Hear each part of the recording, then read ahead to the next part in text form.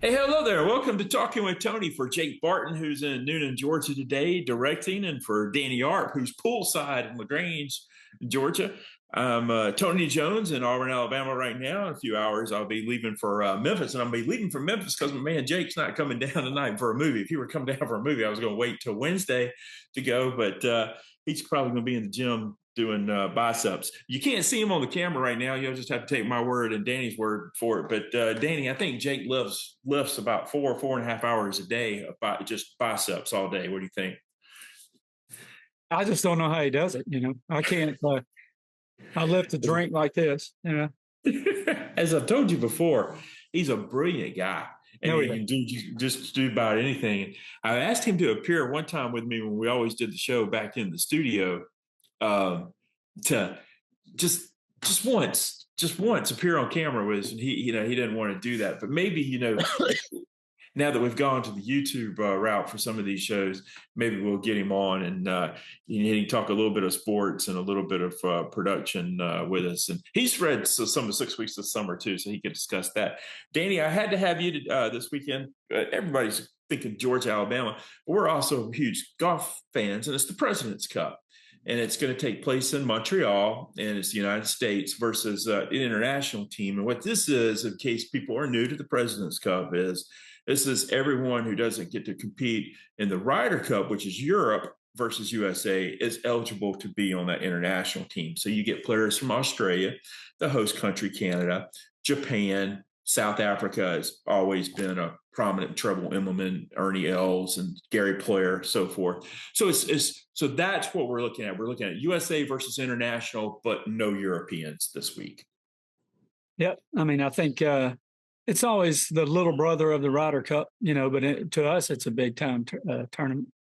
The Americans have only lost it once, and that was Yeah, in they. Australia in 1998, I believe it was. I was living in Athens, Georgia at the time, and my neighbor Matt Sweat was just like going crazy about how it was a bloodbath.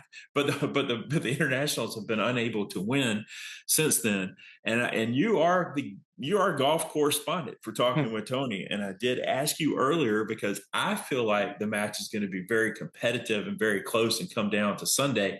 You don't see it that way. You believe like what usually happens is the Americans win comfortably, and you believe that's what's going to happen again. Yeah, I do. I mean, I know when we had the Ryder Cup show, you didn't really believe what I was saying, but I feel pretty good about this one again. To your point, no, we haven't lost as U.S. has the Americans, let's call it, have not lost. They got 12-1-1 record. There has been one tie. But they're playing at the Royal Montreal Golf Club in Quebec. But that American team is strong. You open it up and look down the line, it is just unbelievable with the Scheffler, Schauffele, Canley, Jim Furyk, the coach. Oddly enough, the last time it was played at Royal Montreal was 2007, and two of the players are now captains, Mike Weir for the international and then Jim Furyk. And Adam Scott played for the Adam international Scott team. played then. They both played, and really, Mike Weir was the hometown favorite, hometown kid, and he had the best President's Cup of anybody that week. I think he was 3-1, if my memory is correct, and he beat Tiger Woods 1-up on Sunday in the finals. That was the big showdown, right? The last day going, and he beat him. He went 3-1-1. He did tie one. He had earned 3.5 points for the Europeans. The next closest was 2 points. So and like you said, going head to head with Tiger, and arguably Tiger pretty good in his prime in 07, or at least still playing pretty well. And he did win that. So that was maybe something he could carry into this year, but I doubt it. If you open the international page up, you think to yourself, who in the world? I mean, you got Matsuyama, Scott, some of the names you like, Jason Day's back out there, the Australians. But he's been playing better. Yeah, he has. I just don't think it's going to be enough. I mean, no, I completely understand what you're saying, but somehow when you're playing for your country, our countries, if you're the international thing, we see a different side. Some people really thrive in that. Patrick Reed, we call him Captain America over here because he is so clutch in the Ryder Cup. When he puts on the USA, he won't be at this event. Thomas Peters, I remember him playing for Europe and even though the USA won that Ryder Cup, Thomas Peters from Belgium was the best player that week. And I just think Canadians, and it's three of them, not one of them on this team. Although I've got so many questions about not including Nick Taylor, who won the Yeah, Canadian Open in 2023, and not including him on the team. And that was a stunner to me. yeah, I think maybe he didn't want to stack it too much, but uh, they're saying this Taylor Pendrich. I don't even know him, man. I'm sorry, I don't follow. I do. I know you. I know who he is. I don't follow this guy. But he's supposedly going to be the star for the international team, and we'll see. Maybe he will be, but I feel like the stars are going to come to play. It's going to be domination. If they get off, I think they're going to match up Scheffler and Burns. You and I talked about that. They're not good together for some reason, but they always put them together. But they don't do well. Well, they're close friends, I think. Yeah, too. yeah, but they just don't win. Most of the time. But they may eke out a half a point in a couple of their foursomes, but we'll see. I think we get the singles, it's over. They'll probably win 9 as well. What is it that the internationals are actually pretty good at here? Is foursomes, isn't it? Foursomes, the alternate shot. Alternate shot. So they need to start Thursday's competition. This competition begins on Thursday with foursomes in, and try to get out ahead and build some momentum, and bring that crowd on. I do think that Jim Furyk is the perfect American captain for this, because he's pretty revered in Canada. He won back-to-back Canadian Open tournaments. He may be the only person that's ever done that, back in the day. I think he's close friends with Mike Weir as well. And being in Canada, I mean, Mike Weir had to be the captain. So I feel separate from you, and this is why. I don't understand Nick Taylor not being on the team. I think you probably touched something. He puts 4 of 12 players from Canada, and it does look like, a whole, Canadian outfit here. But when Patton Kizzire, and another shout out Jay Barton, man, he talked me off the ledge watching Patton Kizzire win the golf tournament. He was down in Auburn with me a couple of Sunday nights ago, and Patton Kizzire won. But when he won that event, there were 3 international players that were in contention, and non-American players, I don't even think were entered in it. If it was, there were a couple, but they weren't in contention. I'm worried about, since the FedEx we're a few weeks removed now from the FedEx, maybe our guys aren't in the form that some of the international players are. And you said it, man. You take a Hideki Matsuyama and Adam Scott. I really like Sungjae Im's game. I think he's a legitimate player. I think that the internationals are in better form, and I just need to know that the Americans, because they've been practicing and they've been together now about a week and a half, I need to know that they have been really working hard and really focused at this, and not just playing ping pong like they like to say in the players room. I don't think they have been, man. I mean, let's think about it. These types of things come down to pressure. This is not just your, RBC. I mean, which is a big tournament, but it's not like the pressure of a major, the pressure of a players. And the Americans have won the last 7 majors. An American has won the last 3 players. An American has won the last 2 Olympic golds. Anytime you hook these big fields up with international players from around, the Americans rise to the top. And I see your point. Maybe close the first few days if, Furyk doesn't make some good choices with his 4-ball teams and his foursome teams. But I'm telling you, the singles, I mean, it's 9 points on the board right there. So as long as the Americans keep it close, if not run away, they'll run away with it if they get ahead on those first 3 days. Okay. All right. Well, you are the golf expert and our correspondent, so I go with you. I side with you, and I'm certainly pulling for the Americans. And you've got that beat Bama thing. We're going to talk Georgia and Alabama football. We need to point out, I talked about Patton Kizzire winning that golf tournament, being a former Auburn Tiger. There are 2 Georgia Bulldogs on this American team as well, including one of my favorite golfers, Brian Harman. Look, the Bulldogs have been churning out the players, and they've always had. Yet you guys never win the national championship in Georgia. You got all these studs. It's like I told you, man. You got to have, you got to have that nerve to push it through. And there's something that separates, a really, really, really good player, which all these guys are really, really good players, right? But that winning mentality, I don't know. I just don't see it. I just don't see it. I like Brian Harman. I love Brian Harman. I really do. He's odd to look at on TV. The way he's sort of a smaller stature guy, left-handed. Smack it though. And Should I then, tell you what when I asked Amanda Duffner about him, because I've always liked Brian Harman, and this is 7 or 8 years ago, and I asked him who Amanda Duffner, probably one of the top 10 most beautiful women in the world, or at least then was. I mean, is that fair to say? Just tried to later, yeah.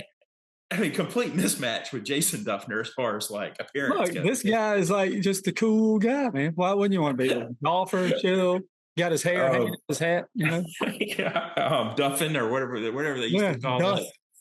I asked Amanda, I said, what's I knew Brian just a little bit when he was in high school, and because of covering golf for a newspaper that I worked in, and I went to tournaments all over the state of Georgia. And he says, like, man, is he not the goofiest person ever? Well, he might very well be, but he's been one incredibly successful professional, and he's a major champion also. Yeah, I'm telling you, some great golfers. And who's the other one? Henley, right? It's on here. Yeah, Russell Henley, and they're good friends. So I expect them to play some. Yeah, they'll be matched up. I mean, I think you're definitely set with, like I said, Scheffler and Burns and Schauffele and Cantlay. They'll have them together. So I'd like to see the dogs pair up and play out there some. Over Cantlay with his antics at the Ryder Cup and all. I'm kind of over Cantlay. He's just, I mean, I'm over him all because he blows it every time. You put him in a major, man, he's a choke artist. I mean, you're pulling out some good lines today. This may be the funniest talking with Tony in I don't know. quite some time. Cantlay, you know how I feel about that. I'll drop more on that guy than I don't know. Anyway. Yeah. All right.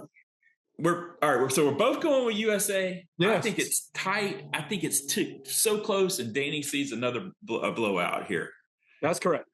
Okay. And he's right, man. USA team is loaded. It doesn't matter if you like Brian Harman like I do, or you like a Max Homa like Danny does, or Scheffler or whoever. There's somebody that everybody likes on this team USA. I mean, because this team is absolutely loaded. And the women still like Adam Scott, even though he's gotten older now. So Adam Scott's a bad boy, man. I don't care what you say.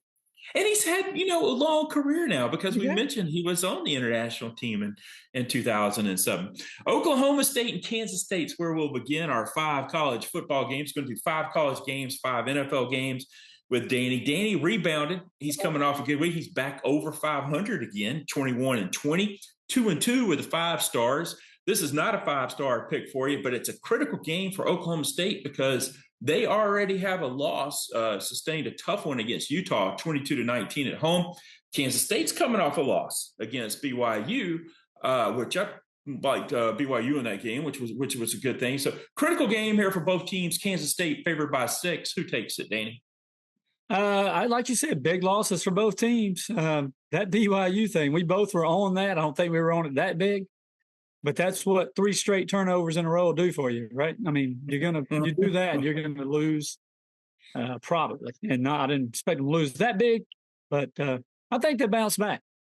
They'll bounce back. That's a big number. The -6, something seems odd about it to me. So I'm going to go with it. I'm going to lay the 6, take KSU. Once those turnovers came, it just sort of like momentum, complete change. Brigham Young did a good job of holding Kansas State to field goals where it could have been 14-0, and instead it was just 6-0. And like you said, the turnovers got them. I was not emotionally moved by Oklahoma against Tennessee. Now they come to Auburn. They're a slight road favorite at Auburn. Auburn's got all kind of issues. I don't have enough time to discuss like their issues. Holden Geriner, who I think is an outstanding quarterback, he's never going to get an opportunity. I guess he asked out Hugh Freeze's girlfriend, or Hugh Freeze's daughter, I guess, because he's just going to get a chance. These other 2 clowns, Thorne and Hank Brown, can't figure out what color jerseys we are wearing. And after Auburn loses another game, maybe 2 more games, people are going to say, well, the season's over. Just throw in the freshman Walker White out there. So I'm thinking like Geriner is just never going to get his opportunity. And I actually think he's the best quarterback on the team. That being said, this is my first pick. I'm going with the Auburn +3 at home because Oklahoma, to me, didn't look that impressive against Tennessee. I thought Tennessee didn't click completely and still won comfortably in Norman. Yeah. Well, speaking of turnovers from the last game we just talked about, man, I think they're still turning the ball over there. I don't know. That was the craziest thing I've ever seen. I really expected Auburn to do better than that. It was just mind-blowing. I got a buddy of mine at work, right? And I'm going to tell a quick story. Well, he's not a buddy. He works for me. He's one of the supervisors who works for me. He took a bunch of discretionary days. He works Tuesday through Saturday. So he took every Saturday, like the next 4 Saturdays, including this past And then I texted him halfway through the game. I said, man, you should cancel all those and do it on Monday and just go play golf. Why would you waste it for a Saturday in Auburn? But I don't know, man. I'm sorry to say it that way, but that was terrible.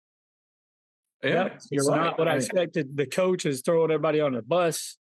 Oklahoma did not look that great, but I think Oklahoma was hitting hard. And they lost to if you ask the Vol Nation, they lost to the greatest team that's ever been created in the history of the world, these Tennessee Volunteers. I mean, you would think they won the Super Bowl this past Saturday, the way they're acting. So you and I are on the opposite sides. You've got Oklahoma. Yeah, I got Oklahoma plus. I got Oklahoma -3, man. All right, Danny's got Oklahoma -3. I'm going to take Auburn +3. We're going to be on opposite sides here because I've got. You don't have to tell me how it turns out, but I can't even make myself watch that. So that's fine. I've got Notre Dame at home. They're favored by 5.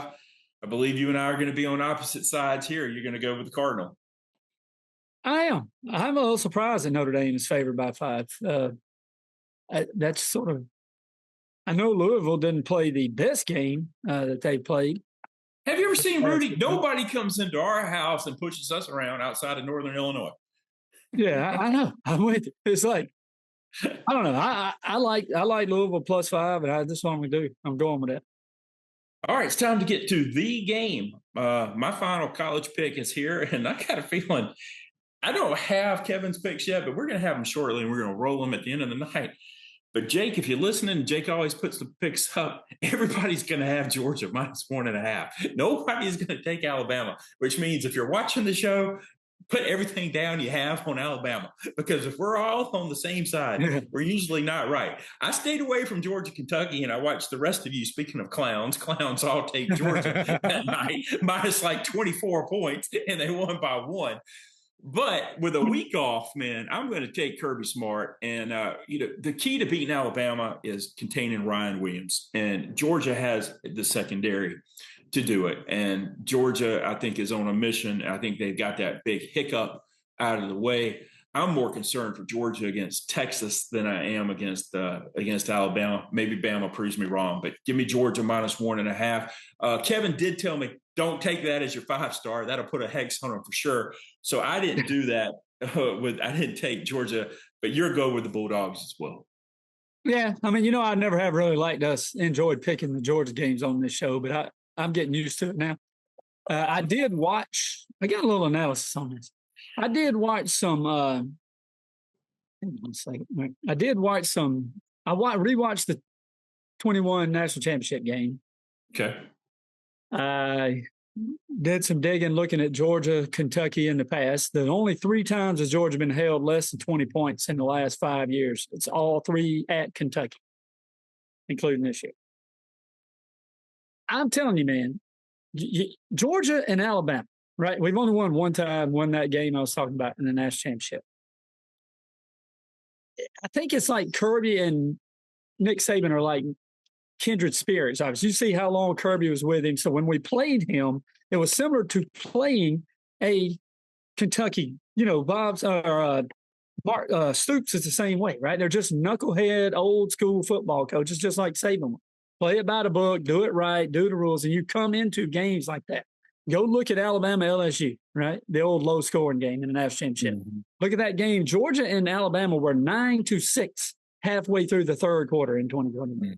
Mm-hmm. 9-6.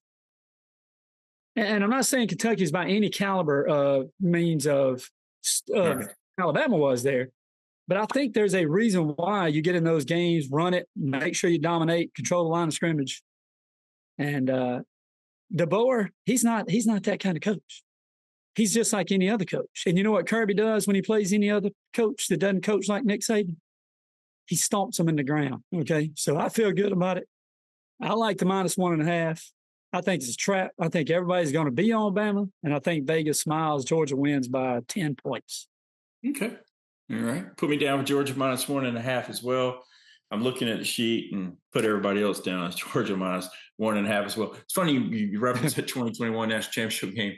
I got Bama friends that still say if Jamison Williams doesn't get hurt, that Georgia doesn't win that national championship. Hey, it's very possible.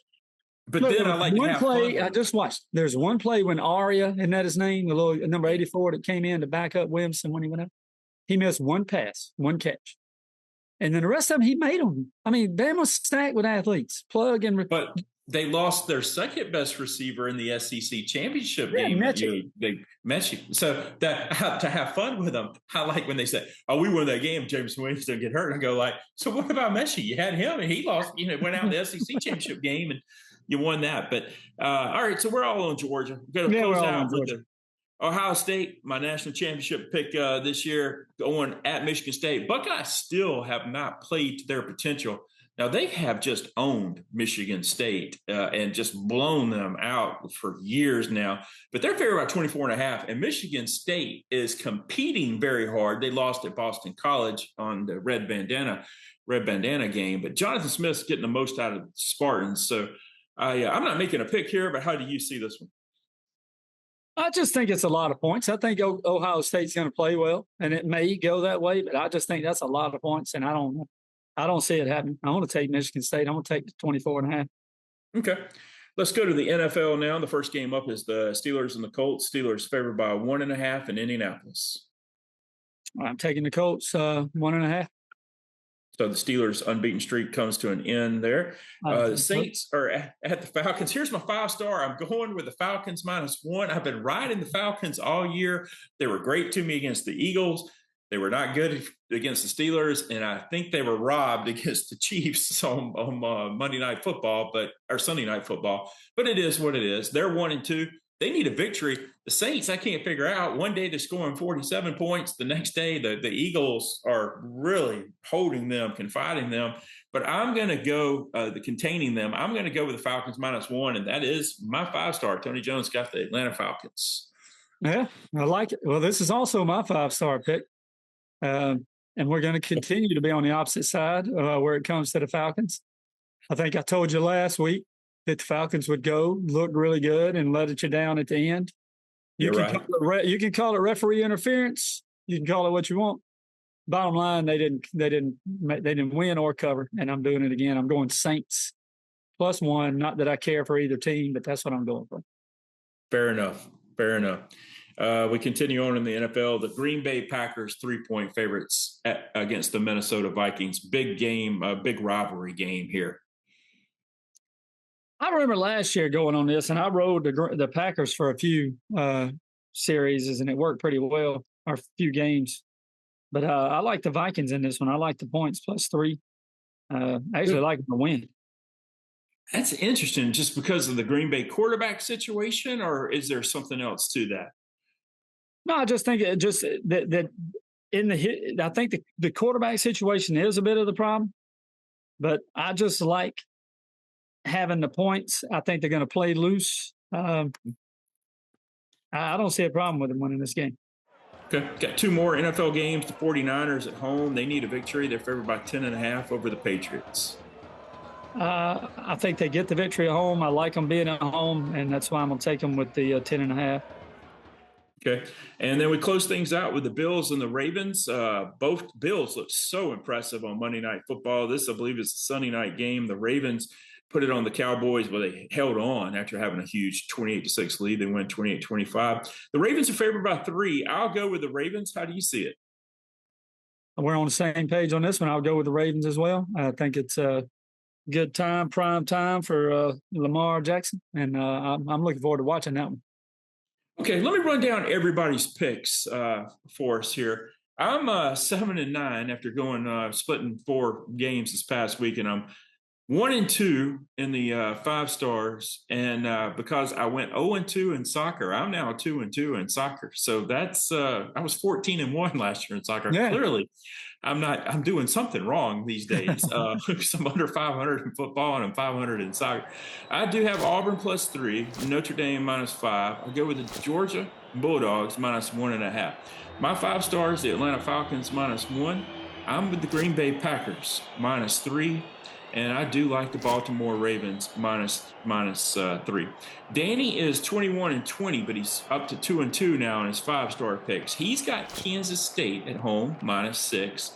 He goes with the Oklahoma Sooners, Boomer Sooner, as they say, -3. He goes with Louisville +5 against Notre Dame. Georgia -1.5 in the big game against Alabama, and he likes the Spartans to be competitive against Ohio State. plus 24.5. His NFL picks, he's got the Colts to knock off the Steelers from that unbeaten, what do you say there, where they sit right now. Colts plus 1.5. His 5-star is the Saints plus 1. He's opposite of me. One of us has got to be right. Yeah. And then there'll be a 1-point win by Atlanta, and we'll push it, as they say. The Vikings are plus 3. The Minnesota Vikings. He's got the New England Patriots with the coolest helmet ever. You're going to go with that Pat the Patriot look, plus 10.5. And he's got the Buffalo Bills plus 3. Let's run down Stormy's picks. He's 20-21, 1-3 in the 5-stars. He's got Kansas State minus 6. He agrees with Danny. Oklahoma minus 3. He agrees with Danny. Louisville plus 5. He agrees with Danny. Georgia minus 1.5. Finally, he's opposite of Danny. He takes the Buckeyes minus 24.5. In the NFL, he goes with the Colts plus 1.5. His 5-star, the Atlanta Falcons minus 1. He's with me there. Then he's got the Minnesota Vikings plus 3. A lot of similarities with you guys. He goes with the 49ers minus 10.5 and the Buffalo Bills plus 3. John, 21-20, but 1-3 in the 5-stars. His 5-star right off the bat, Oklahoma State plus 6. He goes with the Cowboys on the road. He goes with Oklahoma minus 3. Notre Dame minus 5. Georgia Bulldogs minus 1.5. Ohio State minus 24.5. We transition to his NFL picks. He's got the Pittsburgh Steelers to remain undefeated minus 1.5. He goes with the Atlanta Falcons minus 1. He's got the Minnesota Vikings plus the 3. He goes with the New England Patriots plus 10.5. He said this one gave him problems, but he joins you, Danny, with the New England Patriots plus 10.5. And he closes it out with the Buffalo Bills plus 3. So a lot of love for the Buffalo Bills, only I took the Ravens. Kevin is 21-20 and 1-3 with 5-stars. We'll scroll his picks at the end. Jake, I'm looking to Jake. Tell us how many more minutes we've got. I think we're okay right now. We've got about 5 minutes.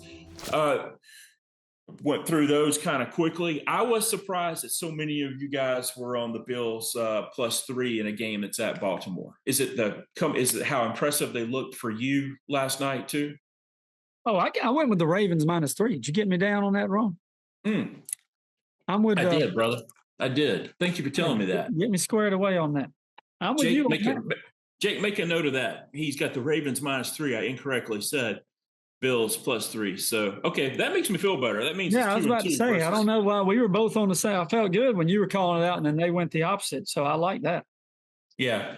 All right. Hey, what happened to the term dormy? We used to hear the term dormy all the time when they were playing match play.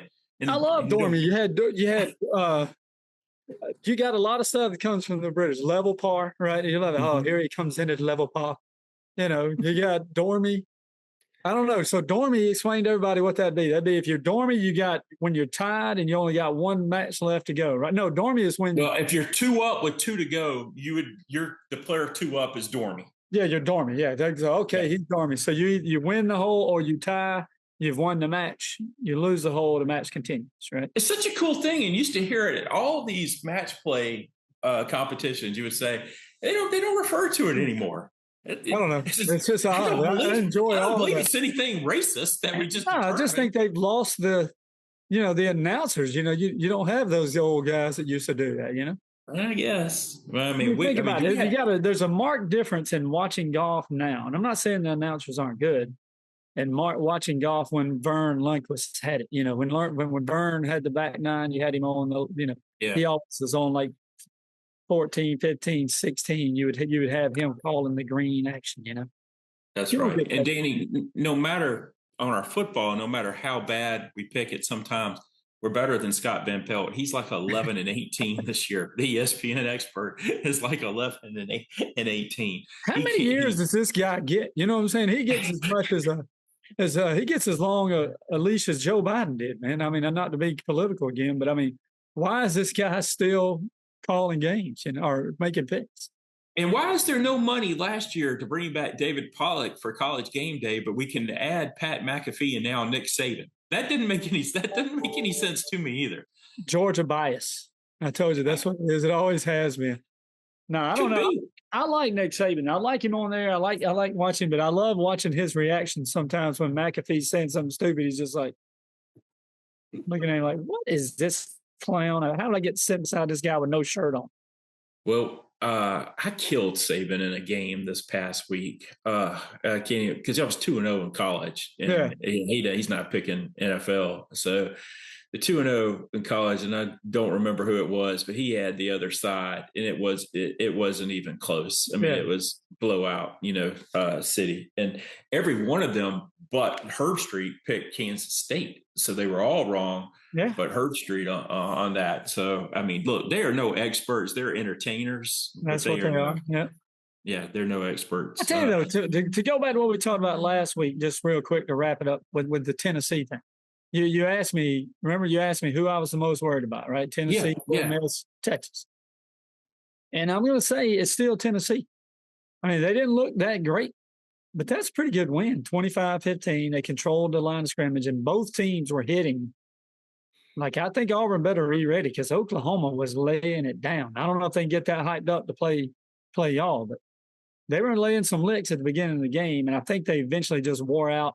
Tennessee slow rolled them a little, made some mistakes. Tennessee still looks good to me. Okay. All right. I think that you lose this game if you're Auburn, and they ain't telling how many losses that I'll share this. Tara will probably be mad at me, but the Liberty Bowl president she had a meeting with him last week, and they said, well, we're looking at Auburn. Auburn's a real fit here to come. To which last weekend I told her, like, well, go back and ask him where we get to 6 wins so we're even eligible to be able to do that, because I don't see them. Right now, I see a team like Vanderbilt who tries real hard every week beating Auburn. So, and I don't think we're going to beat Missouri. We're not going to beat Georgia. So, yeah. What has the state of Auburn come to that you're going to sit here this early and say, scruffy bandy team's going to beat you? I mean, that makes no sense. What we say is how much longer until basketball season. Hey, time's up, but I really appreciate you joining us. Go Americans against the Internationals and the President's Cup. For Jake Barton, for Danny Art, I'm Tony Jones. We'll see you next time right here on Talking with Tony. Thanks, Danny. Go Dogs.